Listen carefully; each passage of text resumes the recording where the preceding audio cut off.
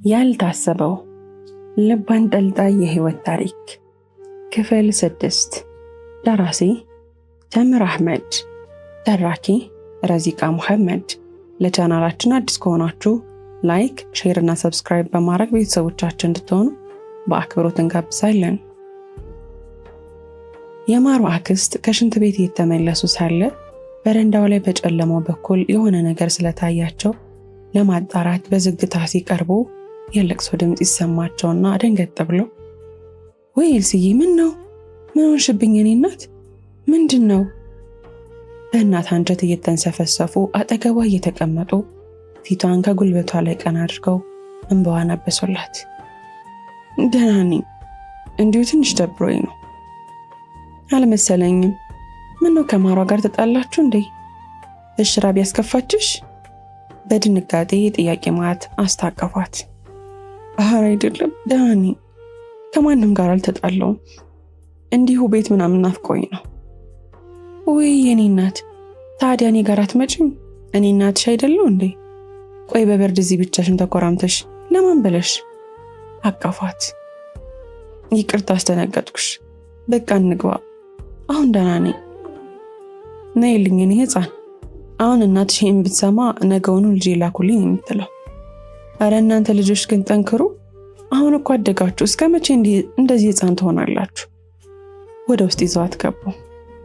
ነይ አሁን ከኔ ከእናትሽ ጋር ፀጉርሽን እየዳበስኩልሽ ወሬያችን እናወራለን። ሂጂና ልብስሽን ቀይረሽ ነይ፣ እኔ መኝታችን ላስተካክል። እሺ በቃ መጣሁ። ስልኳን አስቀምጣ ከክፍሉ እንደወጣች ኤልሲ ስልክሽ ደወለ። የማሩ አክስት ጮክ ብሎ ተጣሩ። ኤልሳ መንገዷን በማቆም እየሮጠች ተመልሳ ወደ ክፍሉ ስትገባ ስልኩ ተቋረጠ። አንስታ ስታየው ቢኒያም ነው።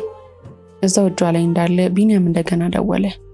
ኤልሲም የስልኩን ጎን ተጭና ኪሷ ውስጥ ካስገባች በኋላ ከቆየሁብሽ ግን አንቺ ተኚ፣ እኔ ከነማሯ ጋር የጀመርኩትን ፊልም ልጨርስና እመጣለሁ። በይሽ የኔ ልጅ በቃ እንደውም ተጫወችበት በቃ። የኤልሲ ስልክ ዳግም አቃጨለ። ባለበት ጎኑን ተጭና ክፍሉን ለቃ ወጣች። ቢኒያም ኤልሳ ስልክ እየመለሰችለት ስላልሆነ ተጨንቋል። ደጋግሞ ቢደውልም ስልኩ አይነሳም። ቴክስት ቢያደርግም አትመልስም። አእምሮ ላይ ብዙ ሐሳቦች እየመጡበት በጣም ተጨነቀ። ለማን እንደሚደውል ግራ ገብቶት ለመተኛት ሲሞክር አቃተው። ድንገት ከተነሳ በኋላ የመሪንን ስልክ አውጥቶ ደወለላት። 2 ጊዜ እንደጠራም ተዘግቶ ከእግሩ ስር ካለው ጠረጴዛ ላይ ስልኩን ወርውሩት ትራሱን ላዩ ላይ ጭኖ ጥቅልል ብሎ ተኛ። ኤልሲ በቀጥታ ክፍሉን ከፍታ ስትገባ መሪም ራቢ እግር ላይ ራሷን አስደግፋ ኩርምት ብላ ተኝታ እያለቀሰች አየቻት። በፍጥነት ተንደርድራ ገብታ ቀና አድርጋ ካየቻት በኋላ አቅፋት መላቀስ ጀመሩ። ማሯ፣ የኔ ጠንካራ ሴት፣ የኔ ሁሉን ቻይ፣ በቃሽ፣ አሁን አታልቅሽ፣ ይበቃል። ኤልሲ ይቅርታ አረግሽልኝ? እህቴ ይቅራልሽኝ? ከተቃቀፉበት የተላቀቁ በምን አቅሜ አንቺን እኮንናለሁ? ቆይ እኔ ይህንን ያህል እንዴት ውር ሆናለሁ? ይህንን መረዳት እንዴት ያቅተኛል? ቆይ አንቺ እንዴት ታውቂያለሽ ኤልሲ? ራስሽን ጥፋተኛ ለማድረግ አትሞክሪ። ሁሉንም ለአንቺ መናገር የነበረብኝ እኔ ነኝ። ከመጀመሪያው ጀምሮ ላሳውቅሽ ይገባ ነበር። እህቴ ይቅርበኝ። ማሯ፣ ቅድም ደንግጬ ስለነበረ ነው ያልሆነ ነገር ስቀባጥር የነበረው። ከልቤ እኮ አይደለም። አንቺ ይቅርታ መጠየቅ አይገባሽም። ግን ቆይ እንዴት ቻልሽበት እህቴ? ሁሉንም ችግር እኮ አብረን ነበር የምንወጣው። እኔ እኮ ካላንቺ ምንም ነገር ማድረግ አይሆንልኝም። በምን አቅምሽ ብቻሽን ተሸከምሽ? ህመምሽን ደብቀሽ ስንት ጊዜ የውሸት ፈገግታሽን አሳይሽ። የምር አንቺ ይቅርበኝ። ስላልተረዳሁሽ፣ አብሬሽ ስላልነበርኩ ስለ ሁሉም ነገር ይቅርታ። ኤልሲ ድጋሚ ተቃቅፈው ተላቀሱ። ራቢም ለብቻዋ እነሱን እያየች የተንዘቀሰቀች ታለቅሳለች። ተቃቅፈው ትንሽ እንደቆዩ ኤልሲ ከተቀመጡበት የተነሳች፣ ለማንኛውም አሁን ተኛ፣ ጠዋት ስለ ሁሉም ነገር እናወራበታለን። ራቢ ከማሯ ጋር አብራችሁ ተኙ። እኔ ዛሬ ከአክስቴ ጋር ነው የምተኛው፣ እየጠበቀችኝ ነው። ምን ነው በሰላም ነው? ኤልሲ ለምን እኛ ጋር አትተኝም? አለች ራቢ። ማሯም ግራ በመጋባት ጥያቄው የሷም እንደሆነ ጭንቅላቷን ነቅንቃ ኤልሲ ላይ አፈጠጠች። ቅድም እኮ ተደብሬ አይታኝ አብረን ስንተኛ ይተውሻል ብላኝ ነው። አሁን የጠበቀችኝ ስለሆነ ልሄድ። እናንተም በቃ አረፉ እሺ? ሁሉም ሲነጋ ይደርሳል። በሩን ዘግታ ከወጣች በኋላ እንደገና ተመልሳ በሩን በመክፈት አንገቷን ብቻ ብቅ አድርጋ ማሪቱ ይኸውልሽ ከዚህ በኋላ ለብቻሽ ምንም አታስቢም እሺ? አርፈሽ ተኝና ጠዋት እንገናኛለን። ራቢ አርፋ ካልተኛሽ ትነግሪኛለሽ። ቁጥጥሩን ላንቺ ሰጥቼሻለሁ እሺ? ባይ ወዳችኋለሁ ብላ ዘጋችሁ። አክስቴ እንቅልፍ አልወሰደሽም አይደል? ልጄን እየጠበኩኝ እንቅልፍ መች ደፍሮ ይመጣል። ነይ እስኪ። እጇን ዘርግታ ወደ አልጋው እስክትመጣ ጋበዘቻት። ኤልሲም አልጋው ላይ ወጣ ከራቢ እናት ደረት ላይ ቀደም አለች። የራቢ እናትም ጸጉሯን እየዳበሰችላት ኤልሲዬ ማሯ ግን ደህና ናት አይደል? ቅድም ትወጣለች ብዬ ብጠብቃት እኮ እዛው ገብታ ቀረች። ደህና ናት አክስቴ፣ ፊልም አላለቀም ነበር። እሱን ስንጨርስ ደክሟቸው ነው መሰለኝ እዛው ተኙ። አይ ቅድም የሆነ ነገር ወርተን ነበር እኮ ያው በሱ ከፍቷት እንዳይሆን ብዬ ነው። አክስቴ ነግራኛለች እኮ። አዎ ከፍቷታል። ይህ እኮ ትልቅ ውሳኔ ነው፣ እንዴት አይከፋት? አይ ልጄ ቆይ አንቺስ ምን ታስቢያለሽ? ስንት ጊዜ ሽምግልና እንዳፈረስን መቼም ታውቂያለሽ። አሁን እኮ እድሜዋ ደርሷል። በዛ ላይ ልጁ የኛም ልጅ ነው። ከሱ የተሻለ ፈጽሞ አታገኝም። እናቷን ቢያንስ የሷ ጉዳይ እንኳ ይቅለልላት። እሷን በልጅነት እድሜዋ ስንቱን አሳለፈችው። እፎይ ብትል ምን አለ? ግን እኮ እሷን ደስተኛ ናት። ሌላ ሰው ወደ ህይወቷ መጨመሩ በተቃራኒው ያላትን ደስታ የሚያጠፋው ይመስለኛል።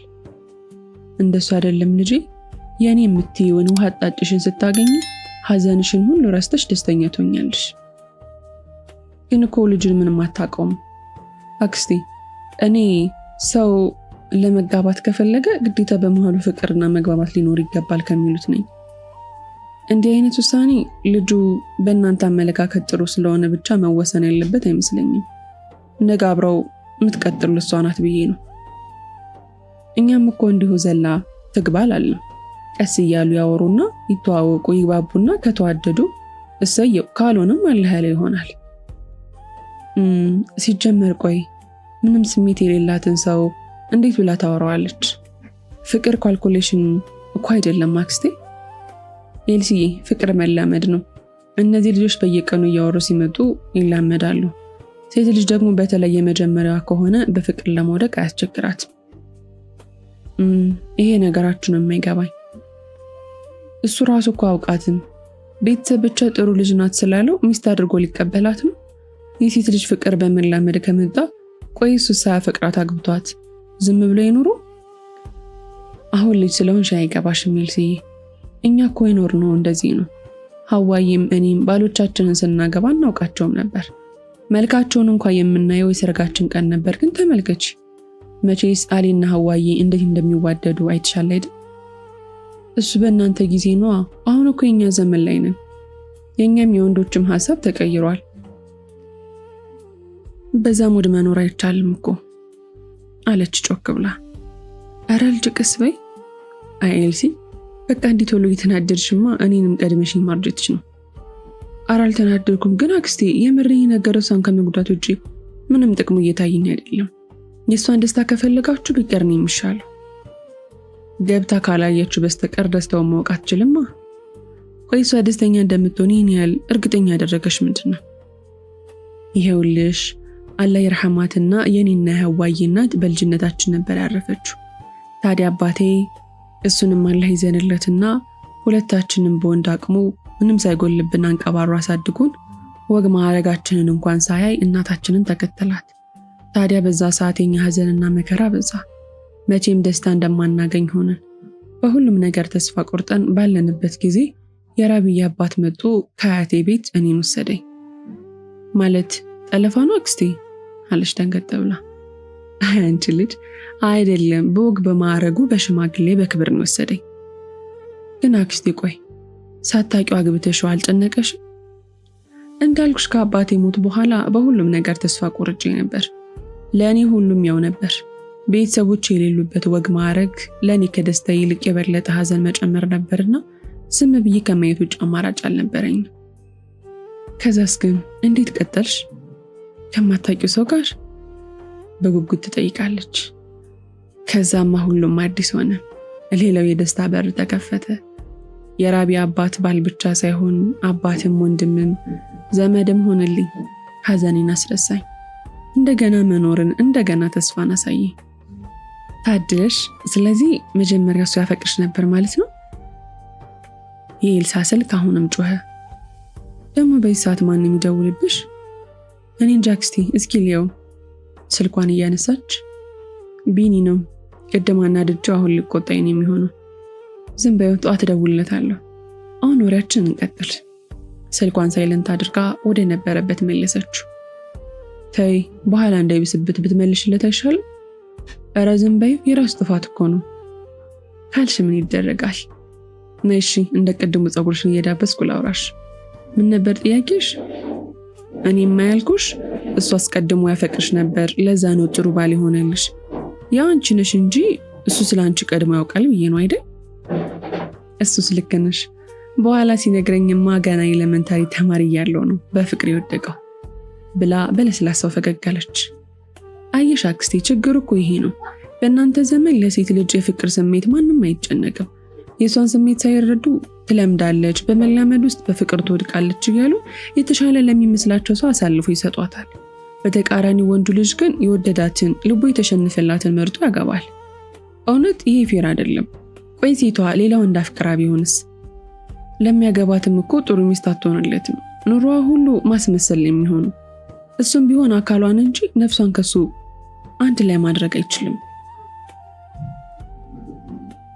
ያለቀበት ጊዜ ሆኖ ዘመኑ ሲቀየር ልጆቹም ተቀየራችሁ እንጂ እኮ በእኛ ጊዜ ወዴት ሄድሽ? ማንን አይተሽ ልብሽ ሌላ ይከጅላል? ቤተሰብ ያመጣልሽን ስታገቢ ስትላመጂ በፍቅር ትወድቂያለሽ። ታዲያ ይህ የሚሆነው ሌላ ካላየሽ ሌላ ካለመድሽ ነው። ያለበለዚያ ከትዳር በፊት ልቧን ወንድ ያሸነፋትን ሴት እሷን ታያት፣ እሷ መጨረሻው አያምርም። ድካሙ ሁሉ ከንቱ ነው።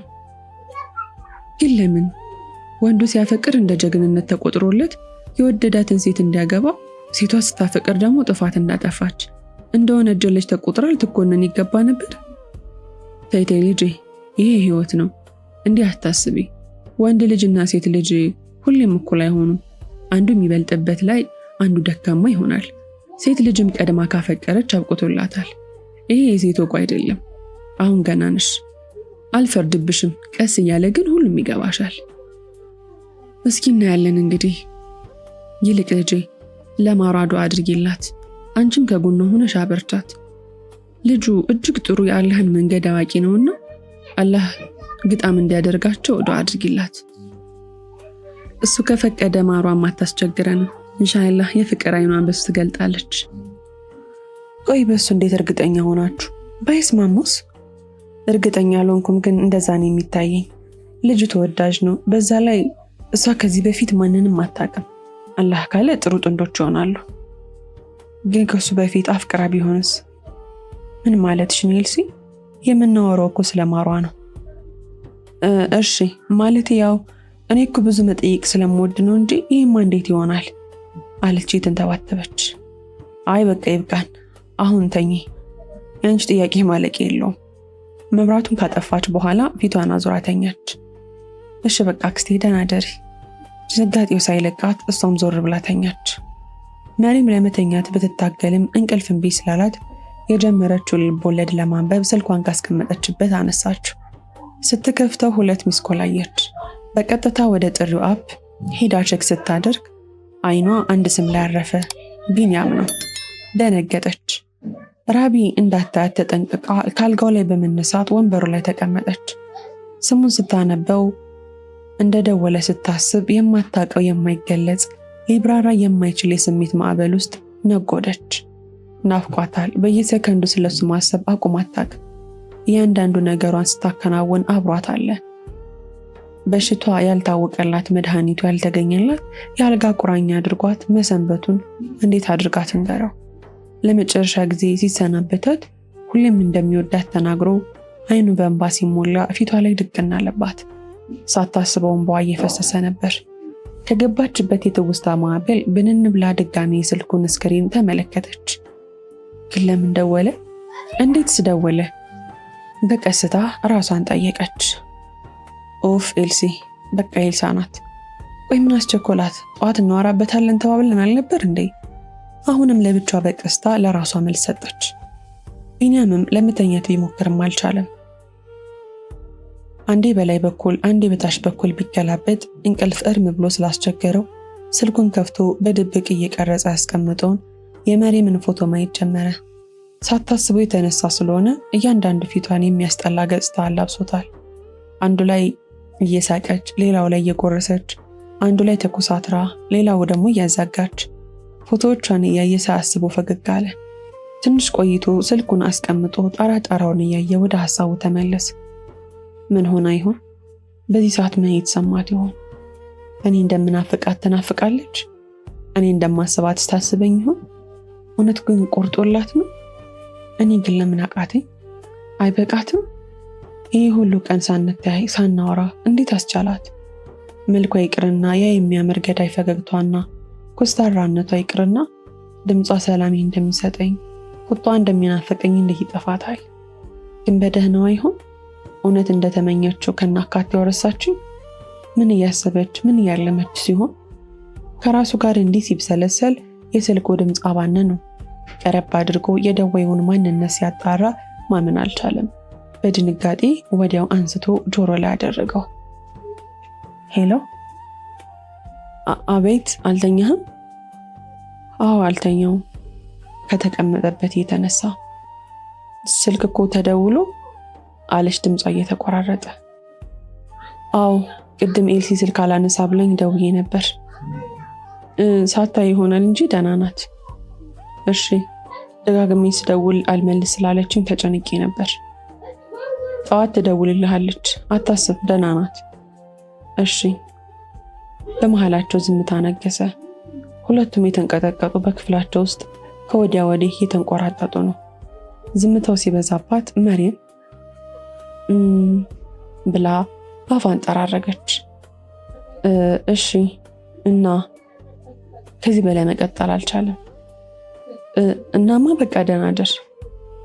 ቢንያም ደንገጥ ብሎ እሺ እስካሁን ሳትተኝ በሰላም ነው? አዎ በሰላም ነኝ። የማደርጋቸው ነገሮች ነበሩ። መሬም ደህና ነሽ? ጭንቀት በተሞላው በለስላሳ ድምፅ ጠይቃት። ልቧ ሸርተት ሲል ጥንካሬዋ ሲከዳት ተሰማት። እንደምንም ራሷን አረጋግታ ደህና ነኝ ቢንያም፣ ደህና ነኝ። እርግጠኛ ነሽ? እውነት አፍሽ የሚለው ልብሽ ይቀበለዋል? ባይቀበለውስ? አፏን ይዛ የነበረውን እንባዋን ዘረገፈችው። አውቃለሁ ደህና እንዳልሆንሽ፣ ውስጥሽ እንደተጨነቀ ናፍቆትም እንደሆነብሽ አውቃለሁ። ምን ላድርግ ታዲያ? ደህና ነኝ ከማለት ውጭ ሌላ መፍትሄ አለ? ንገረኝ። አንተ ጋር መፍትሄ አለ? ለምን ከኔ መሸሽን ከኔ ምራቅ መፍትሄ አደረግሽው?